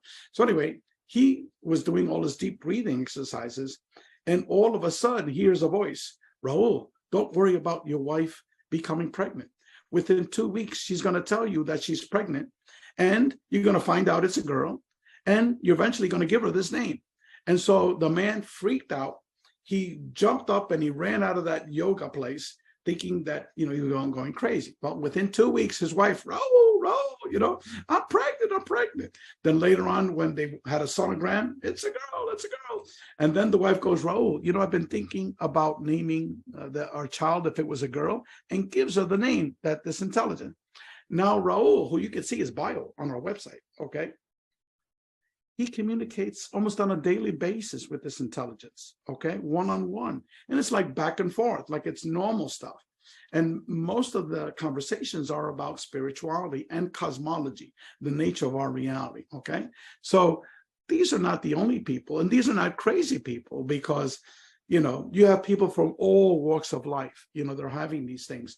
What we're doing is we're bringing it out of the closet in an academic format, not in a metaphysical, love and light crowd that there's so many people that are into that stuff, but we're actually presenting the science behind it. And it's in infant sciences. We're just in the infant stages of understanding these things. But I think the way to couch these things is through the understanding that our reality is an illusion, okay? It's a temporary illusion. But because we deal with our physicality all the time, that's all we can deal with, the five senses, okay? But if people that have these major experiences, out-of-body experiences, near-death experiences, even UFO contactees, it was 50% were brought to other realities, they know, if I give this lecture, their response would be like, duh, you're not teaching me anything new. It's like, because we know it as experiencers, we know these things, but the overwhelming percentage of our world, people just don't have the ability to grasp that, and ufology is a case of example. These people, I always say to folks about the ufologists, people in Ancient Aliens and all these so-called UFO experts, I say these people are totally freaking clueless. They're clueless as to what this is all about, Let them talk to some of the major contact experiencers, the hundreds of people that I've spoken with. They'll say something totally, completely different from, these Ancient Alien folks, and Richard Dolan and all these people that are, so-called experts on UFOs. They don't know squat, Right. Thank you, Ray. We have a couple questions, and we have a lot of gratitude. A lot of people are saying, thank you, Ray. Awesome presentation. This was terrific. We have somebody that wants to know if you met Dr. Melvin Morse. He thought his books were NDE with children, and this person really loves his books. So I've read 4 of his books. How I was given spirituality, it's a very lengthy, detailed discussion, but basically here I was, a total atheist. I had called down this huge UFO, and all this complexities took place around that very first UFO. I don't think I ever showed you a picture, a graphic rendering of what it looked like, but I could, show people what it looked like. But basically, after that, the next day, I saw a video on YouTube on near-death experiences, which totally blew me away. blew me away. Immediately, I went to Amazon. I ordered 20 books. All my time was spent on listening to UFO testimonies, not UFOs, NDE testimonies on YouTube. And then it started 4 hours a day. Then it was 6 hours, then 8 hours. Eventually, it's up to 16 hours a day. I didn't do any of my work. I didn't care about my wife, my family, my daughter, none of these things. And then 3 days in a row, December 21st, 2012, December 22nd, 2012, December 23rd, 2012, Friday, Saturday, and Sunday. The very first 3 people I ever mentioned NDEs to, all of them had it. The first one was my daughter's pediatrician. Right in her office, a robot voice comes out of my mouth. Excuse me, doctor, have you ever heard the term near-death experiences? It's a phenomenon that you need to know about, and numerous doctors have written about it, doctors just like you, and you need to know about it. And in my head, I was like, what the hell is going on? I'm going crazy. There's another voice inside my head. Why did I say that? So her eyeballs pop out like that. I said, my God, this woman thinks I'm crazy. So then I say, I apologize, doctor. I don't know why I said that. She goes, no, there's no need to apologize. How did you know I had one? And then with my daughter right next to me begins to tell us about her NDE. So that was Friday, December 21st, 2012. I'm not into metaphysics or anything like that, but someone told me, Ray, do you know the significance of that date? I said, no. Well, that's the date of the Mayan calendar, which I still don't understand, what that means. But it started, that was the first day. And then the next day was this man at church who's a radiologist. And then the third day was my own father. And he had the most profound NDE experience of any book that I've ever read. And I never knew that. My father kept quiet. And so on my way home, for the first time in my life, I talked to God and to these beings that I call modern angels that work with me, okay? And I thanked them. I said, in a 4-month period, you had managed to totally transform an atheist, material rationalist, into someone that I don't have a belief. I know that I'm an eternal spiritual being. And I have that knowingness more than any Catholic priest in Florida. And for that, I want to thank you. So since then, it's like I have spirituality. I understand who I am. I understand where I'm going, and it was this mechanism, this teaching mechanism. It was all arranged. Okay. What are the statistical coincidences of 3 days in a row, Friday, Saturday, and Sunday? The very first 3 people you ever mentioned NDEs to, all of them had it. It's you can't explain that away through modern science. But if you've had these major contact experiences, you understand that these things are orchestrated for a reason. And for me I couldn't do the work that I'm doing if I was an atheist. I just absolutely could not do it. And just like I showed you with our research study, not only UFO contact, but near-death experiences, out-of-body experiences. For example, the hallucinogenic articles that we have in our book by these professors, they compared hallucinogenic experiences with the near-death experience. Isn't that something crazy? Mm-hmm. Okay. You take NDEs like you're talking to God. Okay. You take DMT, you take psilocybin, magic mushrooms, you're talking to God. And that's what these researchers, major researchers of hallucinogens, have concluded. So again, that's another added evidence to talk about that all of these experiences are all interrelated and need to be studied as one integrated phenomenon. But yet there's so few people that are discussing these things, Well, we are tonight, so that's that's right. All right. Well, we have quite a few questions. So thank you for bringing the scientific method of this topic, thus bringing legitimacy to it. Hopefully the floodgates will open for other researchers to do the same.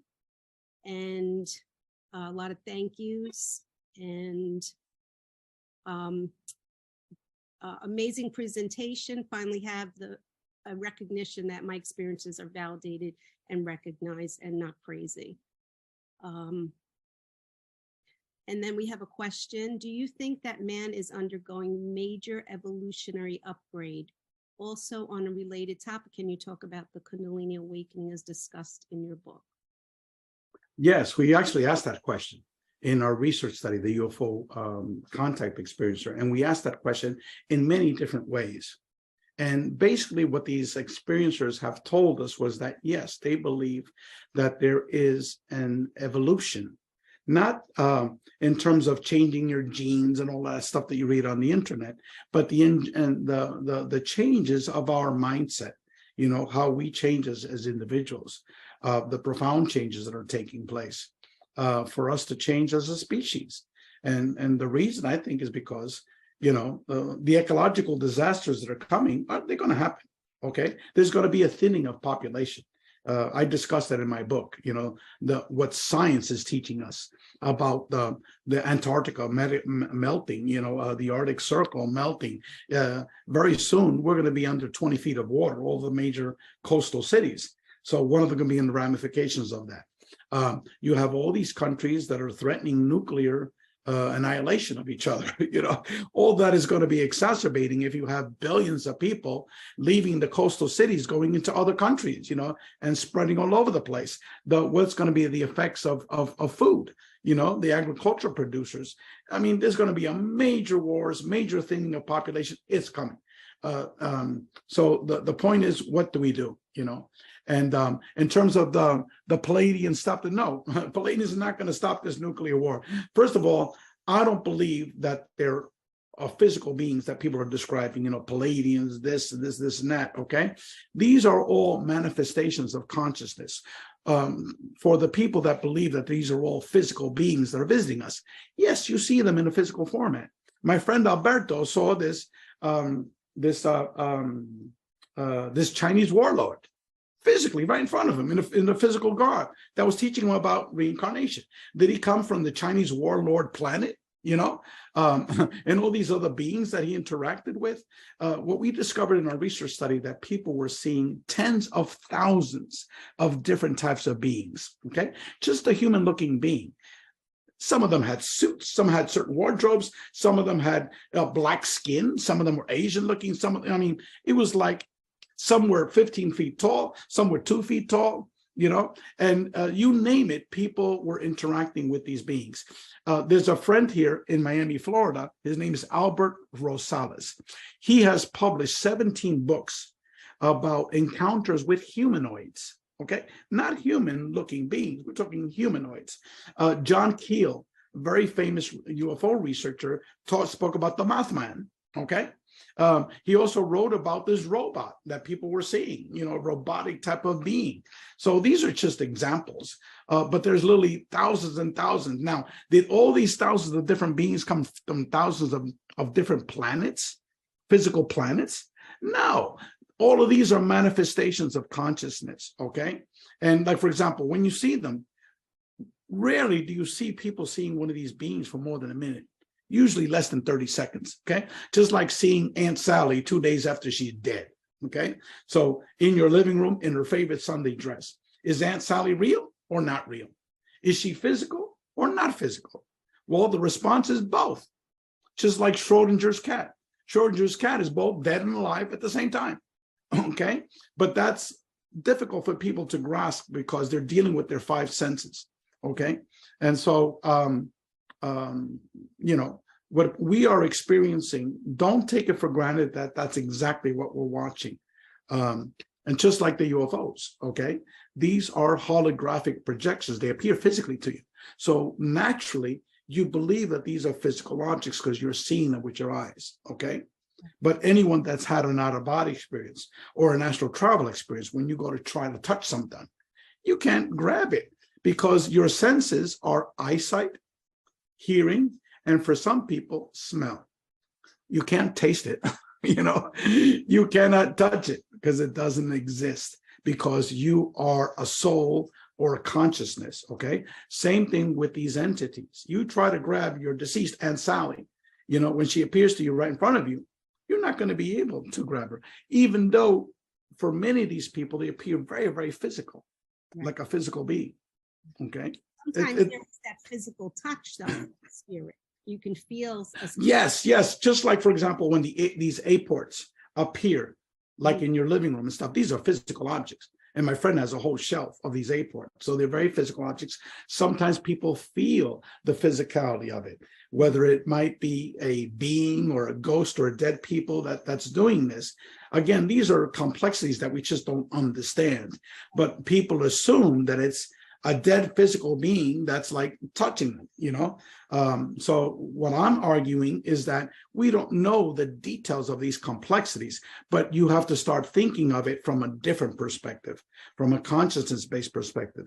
And, you know, I don't have all the answers to this. The only thing I can give folks is what are all of these academics and researchers on consciousness and the paranormal, what we call the contact modalities, where are they guiding us? You know, where are they leading us to? Okay, so we're just establishing a new paradigm. We don't have answers. Okay, we're just laying a new foundation. Just like how quantum physics got started, nobody accepted it. Even Albert Einstein, 50 years later, he didn't understand.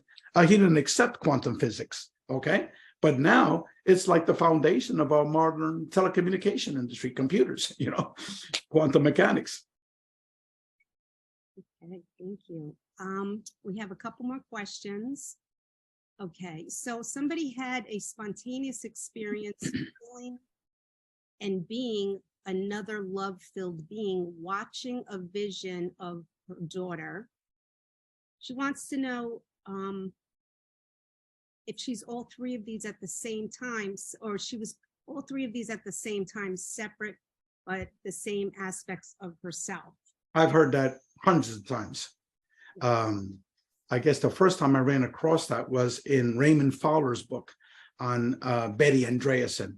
She had an out-of-body experience, and she was taken by UFO intelligence to another reality and taught lessons and shown things, and even reincarnation, the topic of reincarnation. And when she came back, she wasn't fully materialized back into her body. She was seeing the image of her, Betty Andreasson, like, you know, 10 minutes earlier, you know, moving about in her living room. And she was like, what the hell, is that me or is this me, you know? And then all of a sudden she was like taken out and then put back again. So again, that's just a classic example that our consciousness is not our physical reality, and that in terms of space-time, we just don't fully understand space-time, but many people have had these multi-dimensional type of experiences at the same time, where they're experiencing reality simultaneously. So again, I have no answers for that. I could only say that, yes, I've heard that from other experiences, you know, 100 experiencers, if I were to give a number. It's extremely common. Thank you. So someone says, well, there's again a lot of thank yous. Thank you for making it so academic. Great work. I've had a number of experiences with the Pleiadians. They are the smaller ones. They're 4 foot, the shorter ones with big black eyes.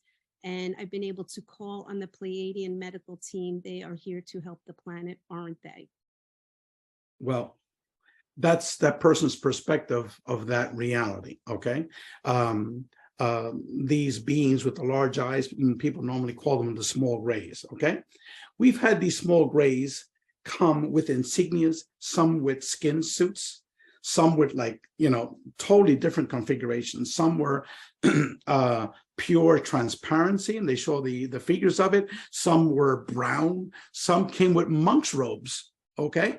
I mean, you name it, of these, just of the small grays. There were hundreds of these different types of small grays. But what it is that this intelligence is masquerading themselves in many different formats. Most of the time, eventually, later on, to make us feel comfortable. But in the beginning, it's like a shock to many people, you know, so they might appear as a reptilian. For example, I had one lady, very smart, bright lady, said that it was a big, gigantic booger, you know, booger from the nose that was on the corner of her kitchen, okay? And the booger started communicating with her telepathically. And I'm like, I mean, that's like the weirdest story I've ever heard, okay? But that's just an example of the tens of thousands of different types of physical beings that people were seeing.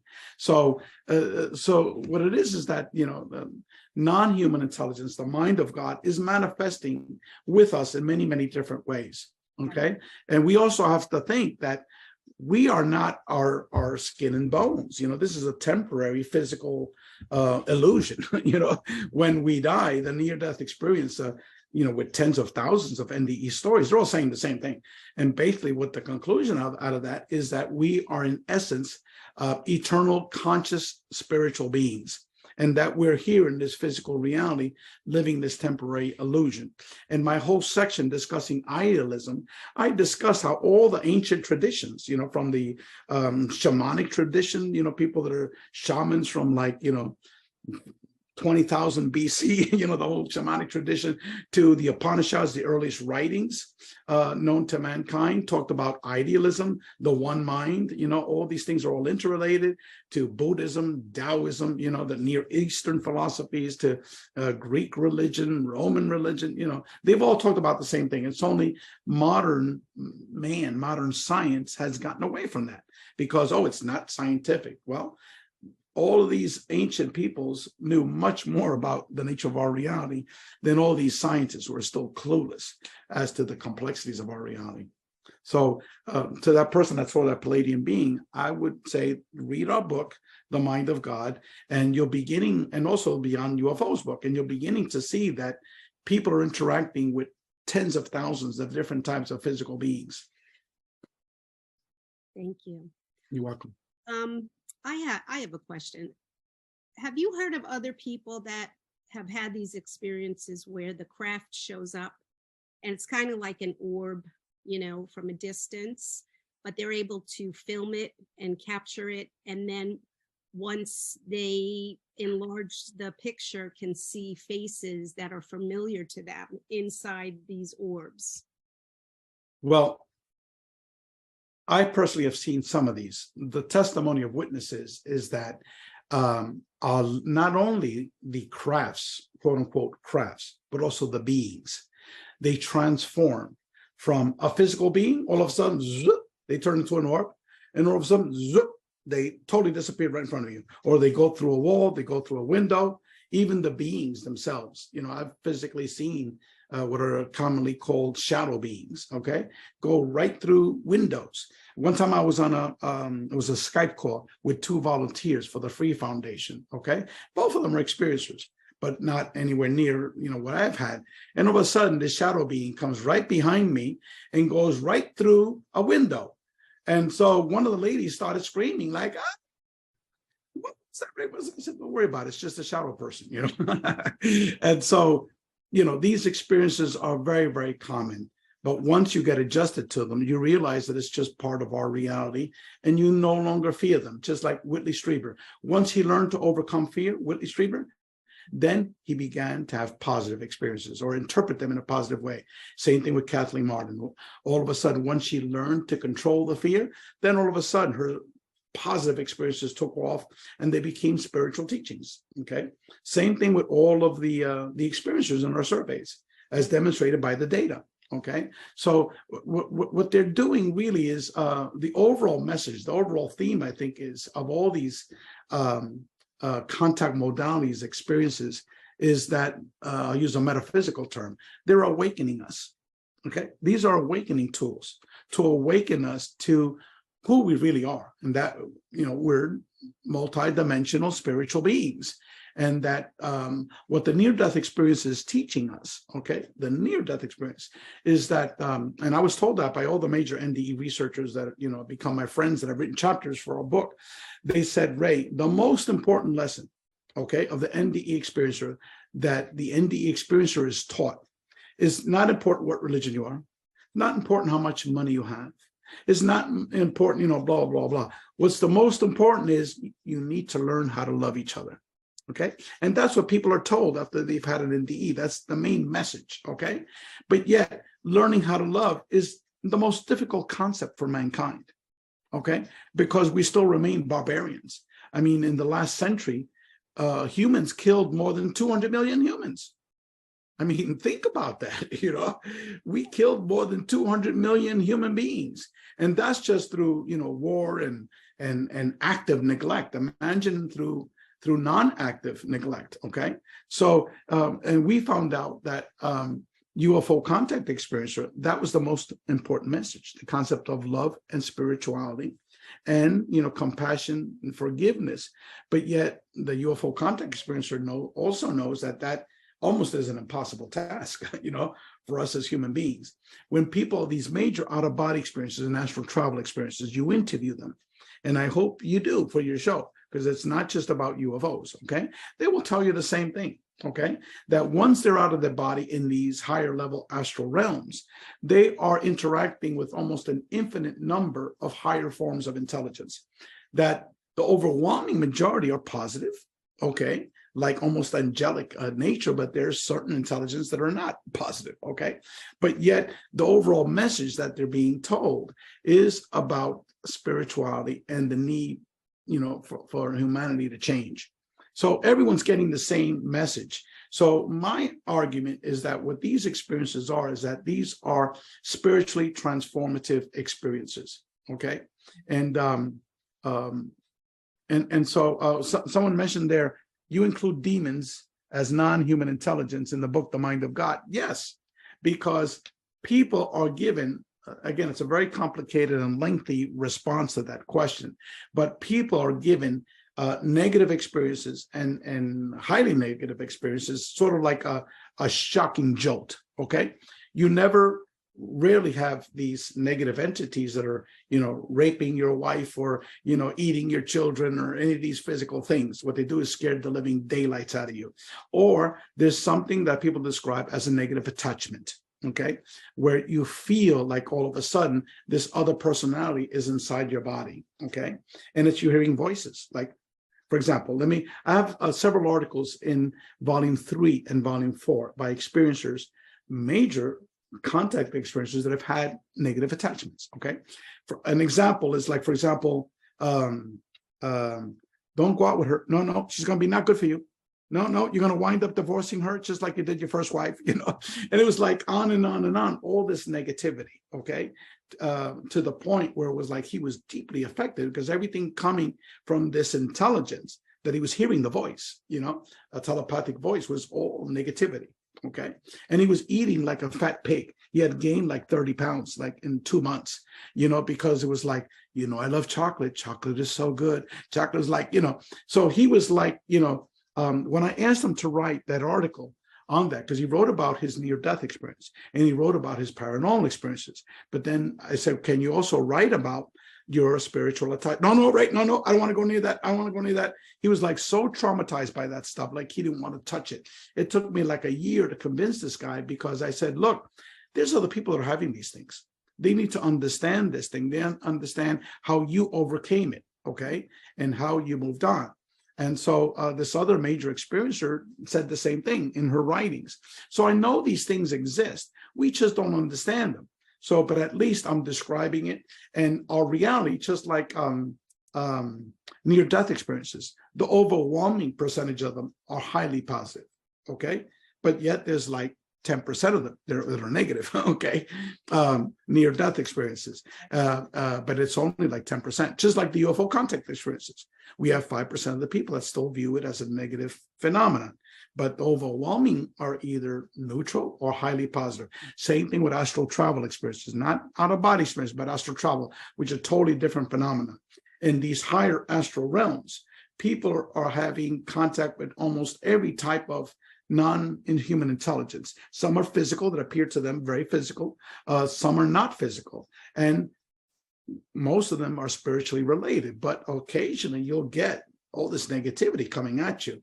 So you can't be doing astral travel without understanding these complexities, because a lot of people get burnt, you know, when they're learning how to do astral travel experiences. They're shocked, they're paralyzed, they're like totally destroyed. And then it takes them years to be able to,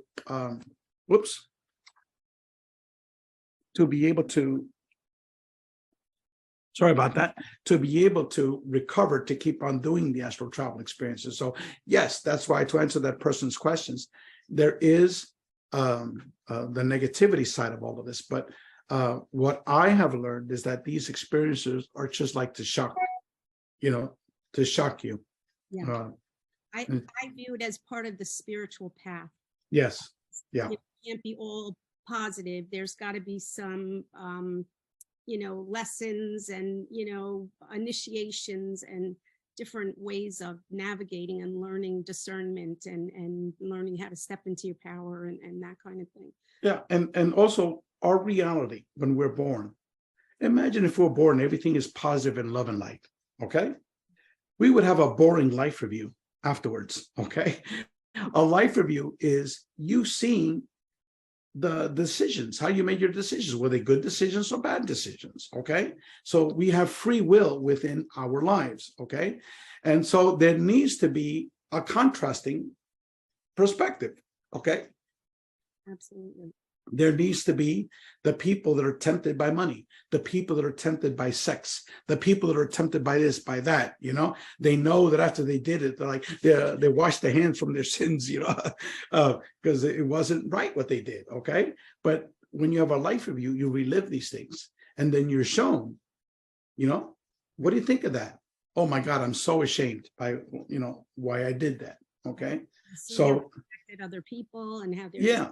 And so you need that yin and yang, positive and negative, the good and evil, whatever, these contrasting perspectives, in order for us to be able to make these decisions and bring all this information back to the mind of God.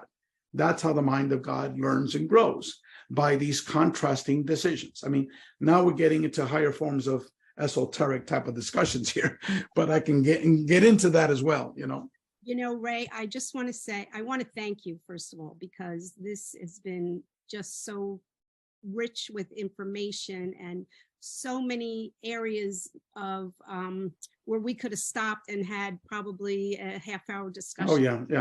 I would love to invite you back again and maybe have a time where we can come together, and because I know people, a lot of people read your book before the meeting.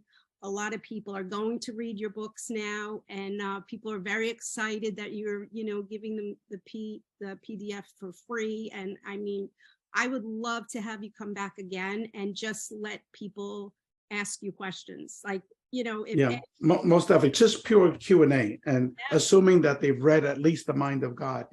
What I can do is I will give out like half of my book of Beyond UFOs for free. Okay.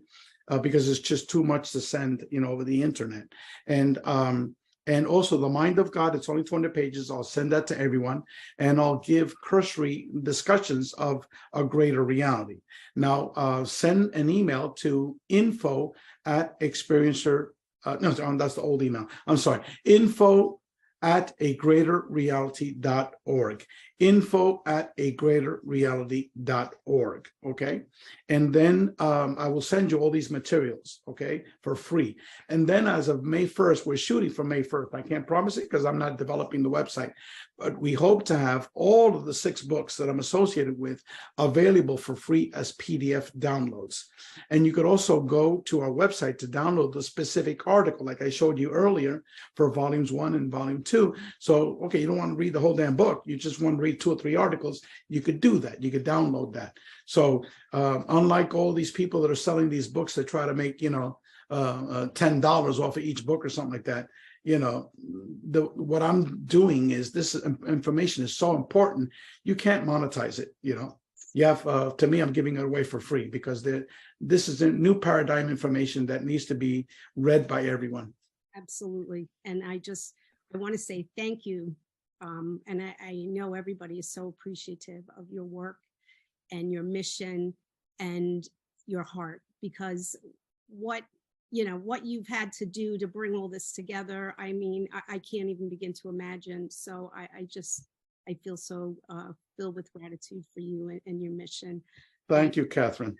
Back really when you can, and we can just ask questions, and you can just. What we could do another session in June or July. By then, people would have time to be able to read whatever they want to read. If it's the Mind of God, that's what I would recommend. It's very short, concise, and it presents my theoretical arguments as to the nature of our reality based upon these scientists. I'm not inventing new stuff. I'm just saying what these scientists are saying about our greater reality. So then it'll be just Q&A the whole time. That'll be great. All right. I'm so looking forward to that. And Ray, again, thank you so much for being here. I'm going to stop the recording now. And I want to thank everybody that was here tonight for being here with us. And my heart goes out to all of you with love and appreciation. And I will see you all soon. So I'm going to stop the recording.